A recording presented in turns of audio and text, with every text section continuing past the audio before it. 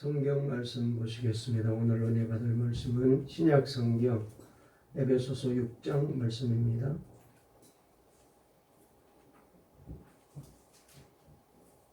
신약 성경 에베소서 6장 1절부터 3절까지 말씀을 보시겠습니다. 신약 성경 316페이지에 있는 말씀. 오늘 어버이 주일이기 때문에 이 말씀을 통해서 은혜를 받으려고 합니다. 신약 성경 에베소서 6장 1절부터 3절까지 우리 영상으로 예배 드리는 분도 함께 읽으실까요? 시작. 자녀들아, 주 안에서 너희 부모에게 순종하라. 이것이 옳으니라. 내 아버지와 어머니를 공경하라. 이것은 약속이 있는 첫 계명이니 이로써 내가 잘 되고 땅에서 장수하리라. 아멘. 할렐루야. 감사합니다. 우리 앞뒤 좌우에 있는 분과 인사 나누실까요? 오늘 또 예배를 통하여 주님을 만납시다. 행복하고 건강하세요. 가정에 복이 임하시기 바랍니다. 오늘 설교 제목 한번 따라해 보실까요? 내 아버지와 어머니를 공경하라. 다시 한번요. 내 아버지와 어머니를 공경하라. 하람이 말씀을 잘 들어라. 그래서 아버지 어머니를 잘 공경하고 하율이도 어느 목사님께서 쓰신 책 중에 교인들이 마음이 아파서 교회에 오기 싫은 달이 있대요. 그 달이 바로 5월달이라고 했습니다. 그 책에 보면은 이분이 이렇게 말했어요. 어린이 주일에는 자식이 없이 사는 분들이 눈물을 흘려서 그래서 교회에 오기 싫고, 어버이 주일에는 부모를 잃은 분들이 혹은 부모가 누구인지조차도 모르는 분들이 눈물을 흘리는 그런 주일이고, 또 부부 주일은 혼자 된 사람들이 가슴 아파서 교회 나오기가 불편한 그런 주일이고, 화목하고 행복한 가정에 대한 설교를 들으면 가정이 화목하지 못한 분들이 힘드니 그래서 5월이 가장 예배드리러 교회 나오기 싫은 달이라고 그렇게 글을 썼더라고요. 아마 충분히 이해가 되는 그런 글이라고 생각이 됩니다. 그래서 여러분 다시 한번 이 5월달을 우리가 보내면서 어린이 주일도 보내고 오늘 어버이 주일도 보냈는데 다시 한번 가정에 대해서 우리가 생각을 해보려고 합니다. 가정이야말로 하나님의 말씀이 가장 필요하면서도 또 하나님의 말씀이 가장 부담스러운 곳이 가정이기도 합니다. 왜냐하면 말씀대로 사나 안 사나 꾸미고 감출 수가 없기 때문에 그렇잖아요. 여러분 중에 혹 가정의 행복을 포기하신 분이 계십니까? 안 됩니다. 그것은 신앙을 포기한 것과 같기 때문에 그래요. 오늘 천국 같은 가정의 소망을 되찾기를 주님의 이름으로 축원합니다. 예수님을 믿고 가정을 잘 꾸려갈 수 있게 되시기를 바랍니다. 정말로 예수님은 우리의 모든 것을 새롭게 만들어주시고 거듭나게 만들어주시는데 예수님 안에 있으면은 가정도 새로워질 수가 있는 것입니다. 특별히 어느 설교나 저에게는 조금 이제 나이가 들어서 그런지 설교가 부담되더라고요. 그래서 이 강단에 서는 것이 옛날에는 참 기쁘고 좋았는데 요사이는 무거운 마음으로 강단에 오를 때가 많습니다. 그래서 어느 설교나 다 어렵지만은 특별히 부모님을 공경하라라는 주제로 하는 설교는 제게 참 어렵습니다. 이미 여러분들이 아시는 대로 저희 어머님이 제가 군에 입대하여 그래서 훈련을 다 마치고 그리고 부산 해운대에 있는 육군 병기학교에서 후반기 교육을 받을 때에 어머니가 돌아가셨는데 아들을 키워보신 분들은 좀 이해를 하실지 모르겠지만은 저도 어머니에게 살갑게 사랑합니다라는 말을 저는 못했거든요. 그런데 갑자기 어머님이 돌아가셨다고 연락을 받은 것입니다. 그것도 장례가 다 끝나고 거의 한 달이 지나서였어요. 그래서 특별 휴가를 받아서 집에 갔을 때 무덤 밖에는 아무것도 없었습니다. 그런 제가 부모님을 공경하라는 설교를 어떻게 할 수 있겠어요? 천국에 계신 어머님께서 이 설교를 들으시고 야, 너 참 말은 참 잘한다 이렇게 하지 아니하실까 그런 걱정이 되는 것입니다. 성경은 내 아버지와 어머니를 공경하라고 말씀하셨습니다. 여러분, 이 말씀은 어린아이들에게 하신 말씀이 아닙니다. 우리가 보통 이 말씀은 아이들 보고 아마 하나님께서 교훈 차원에서 이 말씀을 하셨으리라고 생각하는데, 여러분, 아이들은요 순종하지 않으면 벌이 따라오니까 억지로라도 순종하려고 해요. 이 말씀은 순종해도 되고 안 해도 되는 성인이 된 하나님의 자녀들에게 주시는 말씀이에요. 여러분, 자녀가 커가면 부모가 하고 싶은 말이 있어도 잘 하지를 못하게 됩니다. 도리어 자녀가 성인이 되면은 부모가 자녀의 말에 순종해야 되는 처지가 되어요. 요즘 자식들은 부모를 마치 자식 대하듯이, 아랫사람 대하듯이 못한다, 잘못한다, 비난도 하고 나무라기도 하고 막 꾸짖는 자녀들까지 있잖아요. 그런 세상이 되었어요. 그래서 그렉 맥도날드라는 분은 75세가 되었을 때에 산상수훈이라는 그런 시에서 이런 글을 썼습니다. 기분 좋은 얼굴로 찾아와 잠시나마 잡담을 나눠준 자에게는 복이 있나니 그랬고요. 나더러 그 얘긴 오늘만 또 2번이나 하는 것이라고 핀잔 주지 않는 자에게 복이 있나니 그랬어요. 나이가 들게 되면은 했던 말도 또 하게 되고, 사실 연로한 부모님을 모시는 것은 힘들고 고된 일입니다. 게다가 현대의학의 발달로 평균 수명이 길어지면서 자녀가 부모를 더 오래 돌보아야 될 그런 처지가 되었잖아요. 특별히 치매 같은 질병은 자녀들이 인내로 섬겨야 할 일이 예상보다 훨씬 더 빨리 일어나게 되면 얼마나 자녀에게 부담스럽습니까? 그러나 분명한 것은 자녀는 부모에게 순종하고 공경해야 한다는 것입니다. 우리는 어떤 형태로든지 부모님의 은혜를 받고 지금 이렇게 내가 존재하고 살고 있잖아요. 여러분, 은혜를 잊은 사람은 은혜 받을 자격이 없는 사람입니다. 어떤 분이 저의 카톡에다가 글을 보내왔어요. 보고 싶은 어머니라는 시입니다. 백학 이동규 님이 쓴 시인데 보고 싶은 어머니라는 시예요. 제가 말씀을 준비하다가 이 시를 보고 많이 울었습니다. 제가 한번 읽어드릴게요. 그리 쉽게 가실 걸 왜 그리 많은 정을 남기셨나요? 육신에 스며든 병마에 얼마나 아프고 힘드셨나요? 혼자만 스스로 이별 준비를 하셨을 어머님만 생각하면 하염없는 눈물이 멈추지지 않습니다. 힘드셔도 막둥이 올 때까지 조금만 더 기다리시지. 아무 말씀도 없이 저 먼 세상 가시면 어떡하라고요? 뼈마디가 시리고 마음이 아픕니다. 너무 많이 그리워하면 천국에 가시지 못한다 하여 울지 않으려 참아보지만 너무도 힘이 듭니다. 어머님의 빈자리가 너무나도 크고 그립습니다. 어머니, 다음 세상에서는 절대 아프지 않는 곳에서 살아요.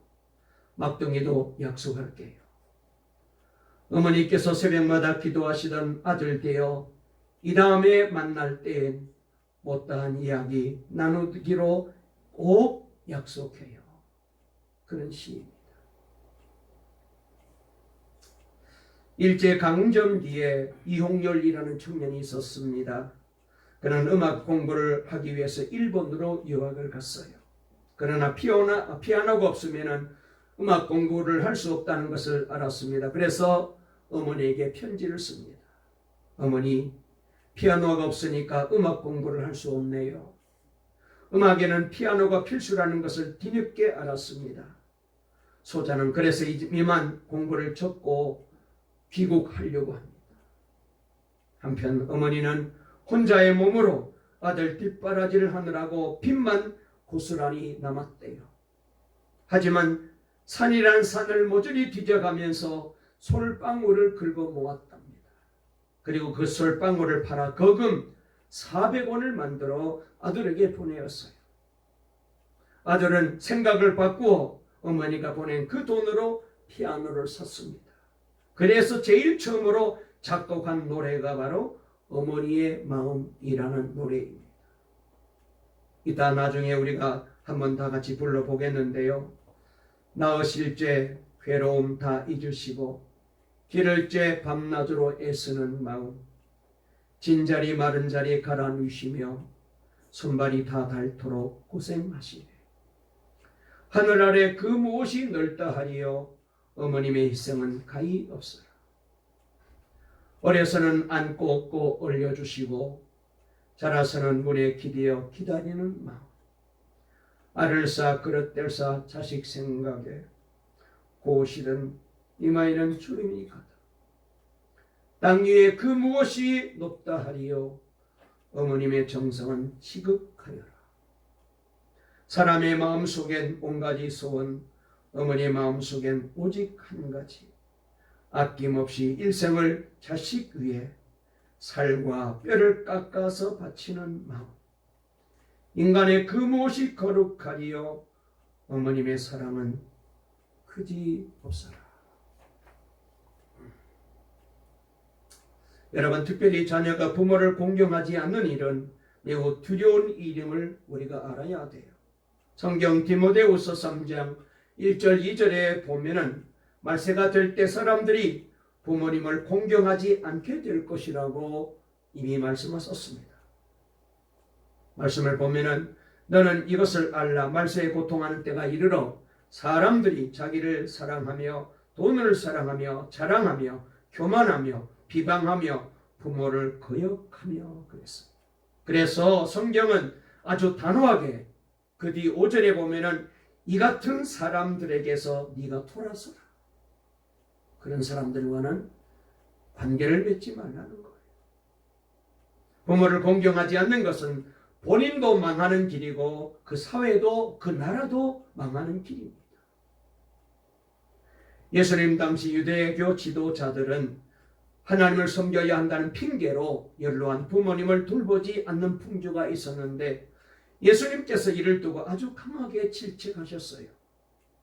마태복음 15장 4절부터 6절 말씀을 보면 하나님이 이르셨으되 내 부모를 공경하라 하시고 또 아버지나 어머니를 비방하는 자는 반드시 죽임을 당하리라 하셨거늘 너희는 이르되 누구든지 아버지에게나 어머니에게 말하기를 내가 드려 유익하게 할 것이 하나님께 드림이 되었다고 하기만 하면은 그 부모를 공경할 것이 없다 하여 너희의 전통으로 하나님의 말씀을 폐하는도다 그랬습니다. 이 말씀은 그 당시에는 고르반이라는 풍습이 있었는데 그러니까 내가 하나님을 잘 섬기게 되면은 이게 부모님께 해야 될 것을 하나님께 잘하게 되면은 그게 다 상쇄가 된다라고 생각하여 하나님만 잘 섬기고 부모에게 되면 소홀히 했어요. 그래서 우리는 하나님께 이렇게 잘함으로 부모에게 해야 될 모든 효도를 다 했다 이렇게 생각을 하고 있었던 거죠. 예수님이 이런 잘못된 생각을 가지고 살아가는 이 유대인들을 아주 엄하게 질책하신 거예요. 솔직히 이 말씀을 드리면서 저에게도 이 말씀은 매우 두려운 말씀입니다. 제가 목사의 임직을 열심히 한다고 바쁘다고 고향에 계신 부모님을 제대로 모시지를 못했기 때문이죠. 게다가 어머님이 돌아가시고 새 어머님이 오셔서 어머님이 한 분 더 생긴 거예요. 이런 가정 배경은 나이가 들면서 제게 조금은 부담이 되었습니다. 우리 아이들과 저희 사모는 친할머니를 친히 못 봤기 때문에 전혀 모르기 때문에 덜 했지만은 저는 못나서 그런지 새어머니를 어머니라고 부르기가 그렇게 쉽지가 않더라고요. 많은 부모님들이 무의식적으로 나는 자녀에게 짐이 될 정도로 오래 살지 않았으면 좋겠다라고 말합니다. 어떻게 보면은 자식들에게 짐이 되지 않겠다는 좋은 얘기로 들립니다. 그러나 여러분, 이런 생각은 한 가지만 생각하는 것은 어리석은 생각이에요. 자녀가 부모를 공경하고 모실 때 하나님께서 그 자녀에게 복을 주시기 때문에 그래요. 지금 우리 집의 중요한 일은 딸 은혜가 계획을 세우고 저희 부모는 딸이 하자는 대로 따라가는 그런 형편입니다. 은혜가 아빠 엄마의 목회 은퇴 후에 노후를 위해서 걱정을 많이 해요. 경제적인 문제, 집 문제, 건강 문제, 지금 자동차가 가다가 막 서고 주저앉아서 그래서 이 자동차 문제 등 이런 것들을 두고 많이 걱정하고 있어요. 그런 모습을 보면은 아빠 엄마를 깊이 사랑하는 마음을 느끼기도 하지만 그러나 아직 저에게는 어색하고 혼란스럽습니다. 아직은 우리 은혜가 저에게는 언제나 초등학교 다니는 그런 딸로 보여지기 때문에 그래서 내가 책임지고 내가 데리고 다니고 그 다음에 어디 가도 내가 돈을 내고 밥을 먹어도 내가 계산해야 할 것 같은데 딸은 가만히 있으라고만 합니다. 그런데 주님께서도 가만히 있으라고 저에게 말씀하시는 거예요.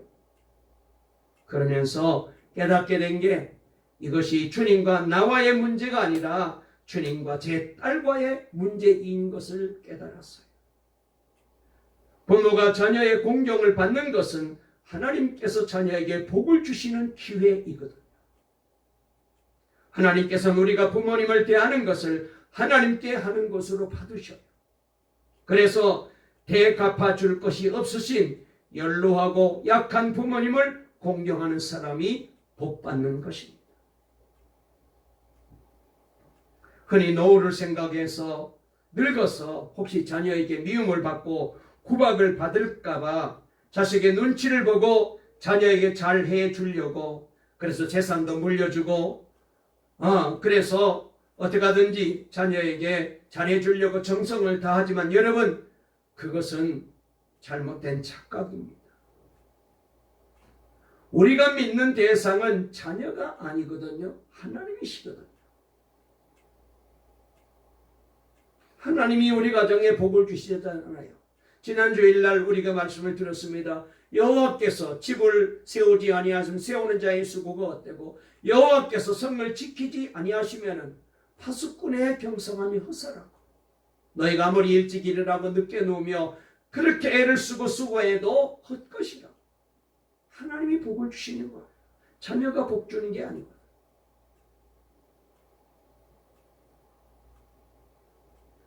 자녀 사랑은요 저절로 되잖아요.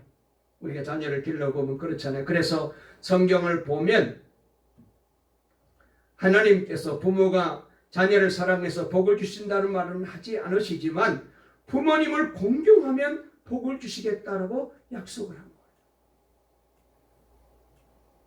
부모님을 모시는 일로 갈등하는 분이 혹 있는지 모르겠지만 그 생각이 하나님께로부터 온 것입니다. 현실적으로 어려움은 물론 있겠지만은 그 명령을 주신 하나님께서 반드시 결과를 선하게 책임져 주실 거예요. 가끔 보면 부모님에게서 깊은 상처와 아픔을 가지고 있는 자식들이 사람들이 있습니다. 이런 사람들에게 부모를 공경하라는 계명은 가혹하게 들려질 수가 있어요. 그러나 부모와의 관계가 하나님과의 관계와 직결됨을 깨닫고 부모와 관계를 해결해야 합니다. 성경에도 보세요. 아버지 노아의 허물을 덮어주는 셈과 야벳을 보시고는 하나님이 너무나 기뻐하셨고 저들에게는 복을 주셨어요. 그러나 마지 함은 아버지가 술에 취하여 하체를 벗은 줄도 모르고 누워서 잠자는 모습을 보고 허물을 들추어내고 소문을 내고 흉을 보았다가 하나님으로부터 어마어마한 저주를 받았어요. 많은 사람들이 부모와의 관계가 하나님과의 축복의 관계인 것을 잘 몰라요. 부모와의 깨어진 관계를 해결하지 않고 오히려 더 깊은 상처를 만드는 사람도 있어요. 어떤 이유가 있든지 당장 부모님과의 문제를 해결해야 됩니다. 하나님께서 주시는 복의 문을 활짝 열고 살아야 돼요. 하나님께서 우리에게 주시는 가장 큰 은총이 무엇입니까? 죄를 사해 주는 은혜가 아니겠습니까? 그래서 미가서 7장 18절 19절에 보니까 주와 같은 신이 어디 있으리이까? 주께서는 죄악과 그 기업의 남은 자의 허물을 사유하시며 인애를 기뻐하심으로 진노를 오래 품지 아니하시나이다. 다시 우리를 불쌍히 여기셔서 우리의 죄악을 발로 밟으시고 우리의 모든 죄를 깊은 바다에 던지시리이다 그랬어요. 하나님께서는 우리의 죄를 사하시려고 독생자까지 주셨습니다. 예수님께서는 우리의 죄를 사하시려고 십자가에 피 흘려 죽으셨습니다. 그 결과가 무엇입니까? 하나님께서 우리의 아버지가 되신 것이죠. 여러분, 혹시 나는 부모 잘못 만났다 생각하는 사람이 있습니까? 이제 그 생각을 십자가에 못 박으시기 바랍니다. 하나님이 아버지가 되어주셨다면 이보다 복된 자녀가 또 어디 있겠습니까? 역시 내 부모의 허물을 용서하고 사랑하고 공경하는 것이 무슨 문제가 되겠어요? 하나님께서 나를 자녀로 삼아주셨는데. 게리 스멜리라는 분과 존 트렌드라는 분이 쓴 축복의 선물이라는 책에 보면은 헬렌이라는 여인에 대한 얘기가 소개되고 있습니다. 이 헬렌의 아버지는 알코올 중독자였어요. 그러니 술만 먹으면 이 딸을 학대하고 가정을 괴롭혔습니다. 그래서 그녀가 집을 떠날 때 그는 다시는 아버지를 만나지 않으리라고 결심을 합니다. 그녀는 그 후에 예수를 믿고 거듭났어요. 그러나 헬렌에게는 여전히 고민이 있었어요. 그것은 자신의 비판적이고 냉정한 성격 때문이기도 했어요. 그래서 성경 공부도 하고 기도도 많이 했지만은 자신의 성질은 여전히 냉정하고 날카로웠어요. 아버지에 대해서는 절대로 용서가 안 되는 거예요. 하루는 목사님과 상담하다가 그것이 아버지로부터 받은 마음의 상처 때문임을 알았습니다. 마음의 상처만 받은 것이 아니라 자기도 모르게 아버지를 자기가 닮아가고 있었던 거예요. 그녀는 아버지를 증오하는 것이 자신과 하나님 사이의 축복의 문을 닫는 것임을 알았습니다. 그녀는 어려웠지만 아버지에게 마음을 먹고 기도하고 그리고는 아버지와 화해를 시도합니다. 전화를 걸었습니다. 그리고는 아버지를 찾아갔어요. 문을 열고 나온 아버지는 너무나도 늙은 모습이었대요. 어려서부터 생각해온 무서운 거인이 아니었습니다. 거실에서 그녀는 정말 어려운 말을 아버지에게 합니다. 아빠, 전 오랫동안 아빠를 증오하며 살았어요. 저를 용서해 주세요. 아빠가 그 말을 듣고 울기 시작합니다. 한 번도 자신의 잘못을 시인하지 않던 아버지가 이렇게 말합니다. 울면서, 딸아, 내가 너에게 그렇게 못된 아버지였니? 내가 너에게 그렇게 상처를 주었었니? 눈물을 흘리며 딸의 손을 잡고 용서를 구합니다. 그러면서 두 사람의 관계가 조금씩 나아집니다. 헤어져야 할 시간 현관에서 헬렌은 아버지를 끌어안았습니다. 그리고 아빠 사랑해요 라고 사랑을 고백했어요. 그때 그녀는 알았습니다. 자신이 아무리 아버지를 증오하고 살았지만은 자기 깊은 곳에 아버지에 대한 본능적인 사랑과 정이 자리 잡고 있었다는 것을. 그 후에 헬레는 자기 성결에 대해서도 치유를 받았습니다. 사람들과의 관계도 좋아졌고 완전히 딴 사람으로 바뀌어졌어요. 하나님의 은혜의 문이 열려지게 된 것입니다. 여러분, 부모 공경은 율법으로는 지킬 수 없습니다. 해야 하는 의무나 사람의 노력으로 할 수 없습니다. 그래서 오늘 성경은 이렇게 말합니다. 주 안에서. 내 의지로는 안 돼요. 주 안에서 공경하라. 그래서 오늘 6장 1절 말씀에 자녀들아 주 안에서 너희 부모에게 순종하라. 이것이 옳으니라. 이 말은 부모를 공경하려면 나는 죽고 예수로 사는 십자가 신앙이 분명해야 한다는 거예요. 우리 안에서 사랑이 흘러야 부모에게도 사랑을 드릴 수가 있는 거예요. 한 가정이 있었습니다. 그런데 아이들이 5살, 3살 때 아내가 남편과 다투고는 집을 나가버리고 말았어요. 게다가 남편도 홧김에 집에 들어오지 않게 되니까 이 두 아이가 굶어 죽을 지경이 된 거예요. 아무도 돌봐주는 사람이 없이 된 거예요.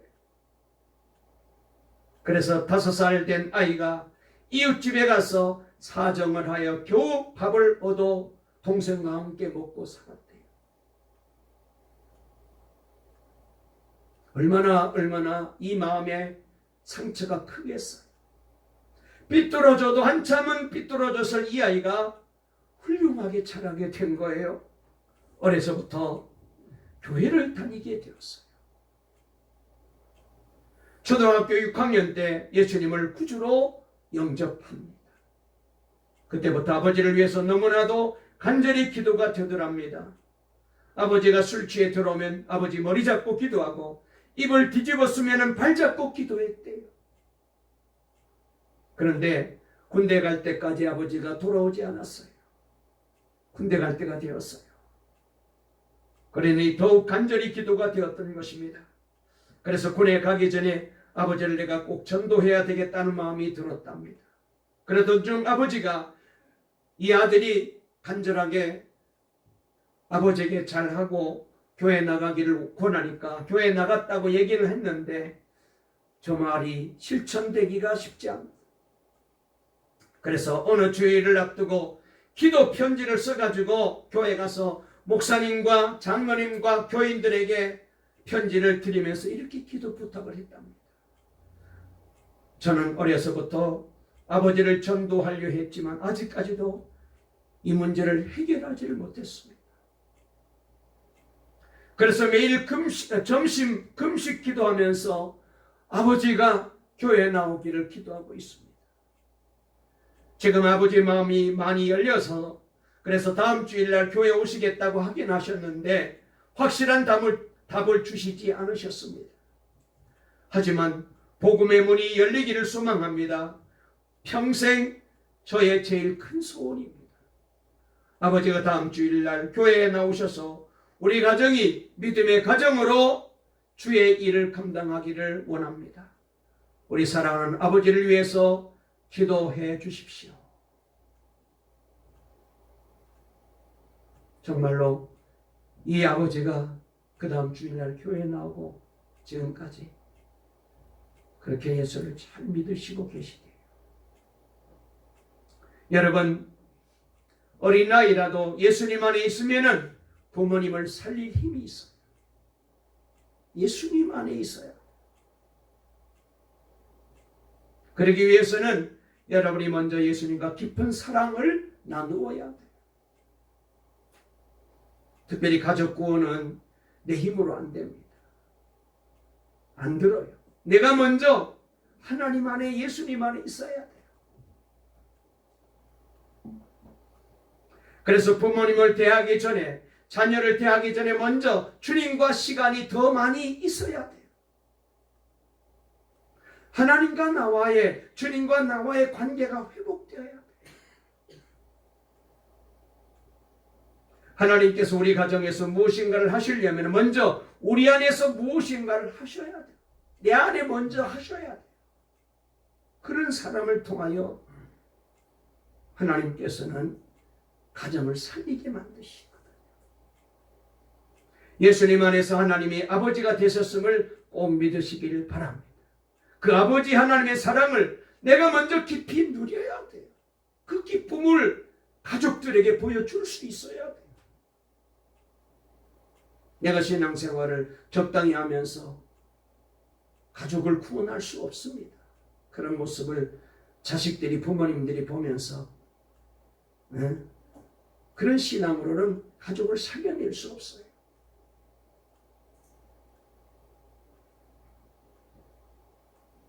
여러분, 그래서 아버지 하나님의 사랑을 깊이 누려야 돼요. 그렇지 않으면 부모에게 순종하고 공경하는 일은 의무요 귀찮은 부담이 되고 맙니다. 줄 사랑이 없는데 어떻게 부모를 사랑할 수 있단 말입니까? 내가 받은 사랑이 없는데, 내가 하나님으로부터 받은 사랑이 없는데 내가 누구를 사랑해?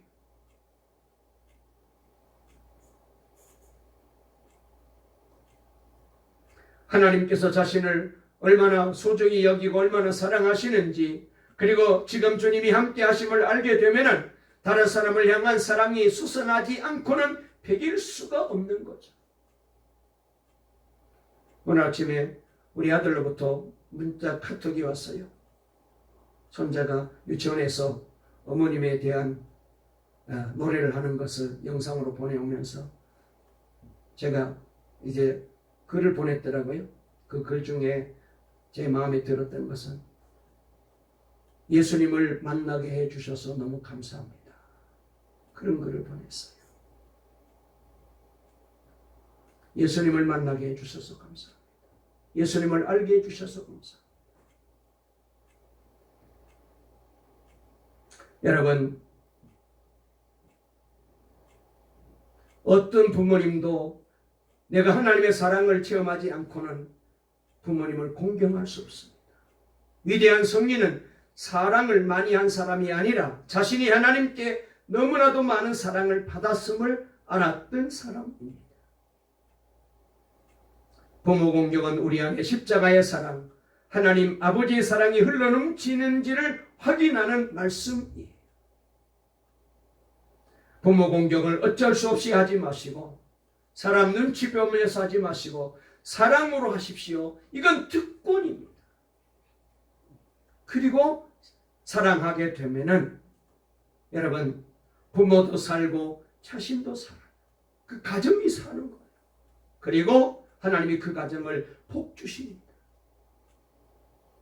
사랑하는 성도 여러분, 우리 동강의 모든 성도님들 가정은 이렇게 하나님의 말씀대로 주 안에서 부모님을 공경하고 순종해서 하나님께서 복 주시는 가정 되시고, 우리 온 가족들이 부모가 되었든지 자녀가 되었든지 여러분들이 먼저 하나님과 깊은 사랑을 나누시고 그 사랑으로 부모님을 사랑하고 자녀를 사랑해서 그분들이 다 주님 앞에 얼른 함께 나와서 함께 예배드리는 그 기쁨과 행복이 넘치는 우리 동강의 성도들의 가정이 꼭 되시기를 간절히 주의 이름으로 축원합니다.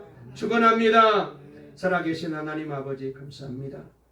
오늘 어버이 주일날 주님 앞에 나와 예배할 수 있도록 은혜 주시니 감사합니다. 하나님, 우리 예배를 받아주시고 하나님 우리에게 은혜 주셔서 감사합니다. 그렇습니다. 부모님을 공경하는 일은 우리 하나님의 명령입니다. 이건 해도 되고 말아도 되고 하는 일이 아닙니다. 그리고 이렇게 자녀가 부모님을 공경할 때에 하나님이 그 가정에 그 자녀들에게 복의 문을 열어주시는 줄로 믿습니다. 아버지 하나님, 우리 동강의 모든 성도들 가정들이 다 하나님의 말씀대로 잘 순종해서 날마다 하나님의 사랑 안에, 하나님의 은혜 안에 살게 도와주시고, 그리하여 정말로 가족들을 다 구원하고 자녀들이 하나님 부모님께 순종하고 공경하여 자손만대 복을 누리며 살아가는 동강의 모든 성도들의 가정이 되게 해 주시옵소서. 한 가정도 아픔을 가지고 있거나 다툼을 가지고 있거나 갈등 속에 있는 가정이 없게 도와주시고, 부모님이 되었든지 자녀가 되었든지 하나님 사랑으로 하나가 되는 축복의 동강교회 성도들의 가정이 꼭 되게 도와주시옵소서. 예수님의 이름으로 기도 올리옵나이다. 아멘.